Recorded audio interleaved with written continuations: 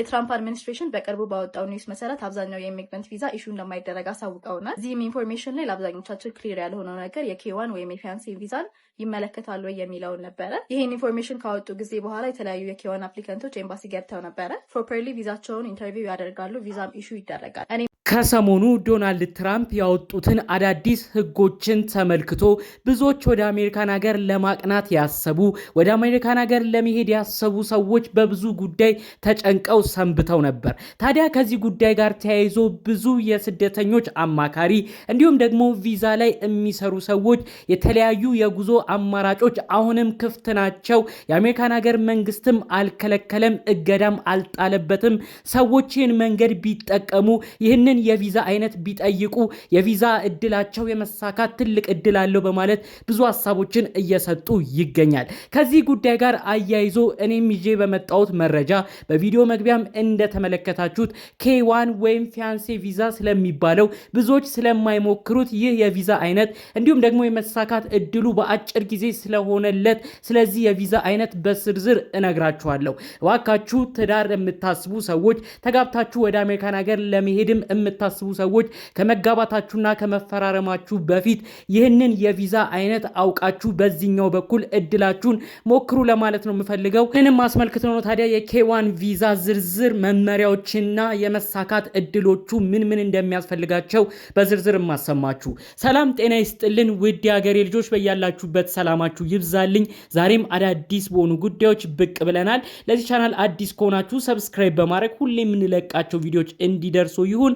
ቀጥታ ይዘን ወደ መጣነው ዝርዝር መረጃ እናመራለን። ቪዲዮ ጠቃሚና ጥሩ መልእክት ነው የምትሉ ቪዲዮ ላይክ በማድረግ ጀምሩ። ቀጥታ ወደ መረጃዎች ያልፋለሁ። እንግዲህ ከሰሞኑ የዶናልድ ትራምፕ አድሚኒስትሬሽን ወይም የዶናልድ ትራምፕ አስተዳደር የጣላቸው የተለያዩ አይነት የጉዞ እገዳዎች አሉ ወደ አሜሪካን ሀገር እንዳይኬድ። ይህም እንግዲህ 75 ሀገራትን ያቀፈ ነው። ከዚህ ውስጥ ደግሞ ኢትዮጵያ ትገኛለች ማለት ነው። ጃንዋሪ 21 2026 በፈረንጆች አቆጣጠር ኢፌክቲቭ ዴቱ እንደሚጀምርለት የተገለጸው ተግባራዊ የሆነም ይህ የጉዞ እገዳ ብዙ ሰዎችን ያስጨነቀው። ታዲያ ብዙዎችም አሁን ላይ ቪዛ እያገኙ አይደለም፣ በተለይ ኢሚግራንት ቪዛ የሚጠይቁ። ይህም ማለት እንግዲህ ለቋሚ ኑሮ አሜሪካን ሀገር ለመሄድ የሚፈልጉ ልጆች ወላጆች ጋር ወላጆችም እናት አባታቸውን ለማምጣት የሚፈልጉ የትዳር አጋሮች ባል ሚስት ባሏን እንደዚህ አጠቃላይ ኢሚግራንት ቪዛዎች ተከልክለዋል ማለት ነው። ታዲያ በዚህ ብዙዎች ነው የተደናገጡት። ታዲያ ከዚህ ጉዳይ ጋር አያይዞ አንድ ያልተነገረለት የቪዛ አይነት አሁን ድረስ ክፍት እንደሆነ በዚህ የቪዛ አይነት አሜሪካን ሀገር ተገብቶም እንግዲህ የቋሚ ነዋሪነት ማግኘት እንደሚቻልም ጭምር ነው መረጃዎቹ እየተሰሙ የሚገኘው። ከዚህ በፊት በቻናላችን የተናገርናቸው 3 የቪዛ አይነቶች አሁንም ክፍት የሆኑ እንዳሉ ተናግረን ነበር። እነዚህ የቪዛ አይነቶች ግን አሜሪካን ሀገር አንድ ሰው ገብቶ ለአጭር ጊዜ ቆይታ አድርጎ ነው መውጣት እንደሚችል የገለጽንላችሁ። ነገር ግን ኬዋን ቪዛ የሚባለው ግን ለረጅም ጊዜ አሜሪካን ሀገር መቆየት የሚያስችል የቪዛ አይነት እንደሆነ ነው እየተነገረለት የሚገኘው መረጃውም የሚያሳየው ማለት ነው። ቀደም ብዬ እንደነገርኳችሁ እንግዲህ ያልተከለከሉ የቪዛ አይነት ለአጭር ጊዜ የሚሆኑ ብዬ የቱሪስት ቪዛ አንድ ሰው ለጉብኝት አሜሪካን ሀገር መሄድ ይችላል፣ አሁንም አልተዘጋም። ከዛ በመቀጠል ስቱደንት ቪዛ ለትምህርትም አሜሪካን ሀገር ሄዶ ትምህርቱን አጠናቆ ወደ ሀገሩ መመለስ ይችላል። ከዛም በመቀጠል ለስራ ለቢዝነስ የሚደረግ የቪዛ አይነትም እሱም እገዳ አልተጣለበትም። እነዚህ 3ቱ ዋና ዋና የቪዛ አይነቶች አንድ ሰው አሜሪካን ሀገር ገብቶ የጊዜውን አጠናቆ የሚፈልገውን ዓላማ ማሳክቶ ወደ መጣበት ሀገር እንዲመለስ የሚደረግበት አሰራር አሁን ድረስ አልቆመም ማለት ነው። ታዲያ ከዚህ ጋር አያይዞ ቅድምም እንዳልኳችሁ እነዚህ 3ቱ የቪዛ አይነቶች ጊዜያዊ ቪዛ ናቸው። ለሆነ ለ3 ወር ለሆነ ጊዜ የሚሰጥ ነው። ያ ሰው ያንን ጊዜ አጠናቆ ወደ ሀገሩ መመለስ አለበት። ካልሆነ ግን እዛ ሀገር ውስጥ ኢሌጋል ሆኖ ይቆያል። በዛም አማካኝነት እንግዲህ ኢሌጋል ከሆነ ደግሞ እንግዲህ ወደ ሀገሩ ዲፖርት እንደሚደረግም ጭምር ነው ከዚህ በፊት አሰራራቸው የሚያሳየው።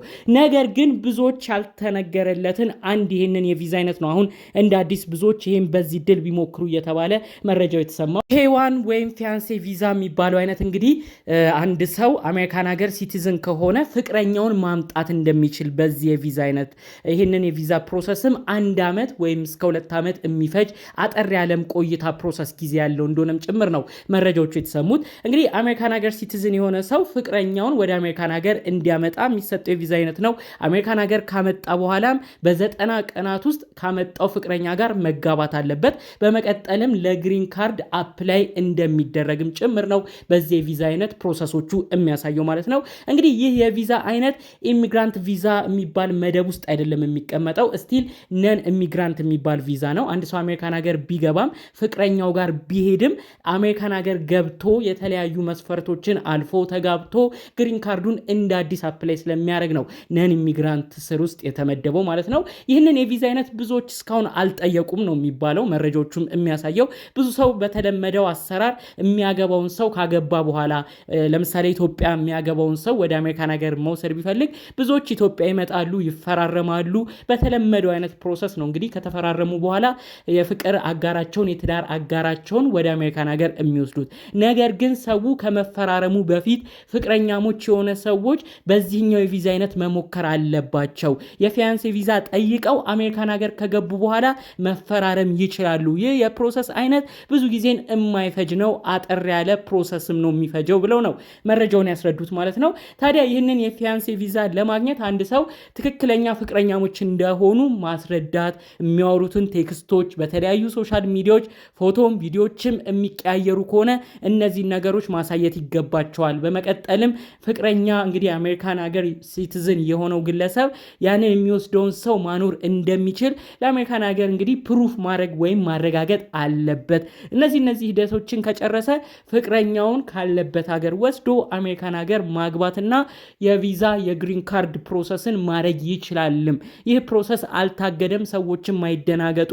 በተለይ አግብተው ሊወስዱ ያሰቡ ሰዎች ኢትዮጵያ ሄደው ከሚያገቡ አሜሪካን ሀገር አምጥተው ፍቅረኛቸውን አሜሪካን ሀገር ማግባትና ፕሮሰሳቸውንም በቀላሉ እንዲሄድ ማድረግ ይችላሉ። ከዛ ውጭ ግን ድሮ የምናውቀው አንድ ሰው ከአሜሪካን ሀገር መጥቶ ኢትዮጵያ አግብቶ ተፈራርሞ ወረቀቱን ይዞ ባለትዳር ነን ብሎ የሚሄዱበት አሰራር ግን ወደፊት እንግዲህ ኤምባሲዎቹ ላይ ቪዛ አፕሩቫል ለማግኘት ከባድ የሆነ ስቴፕ ነው የሚጠብቀው።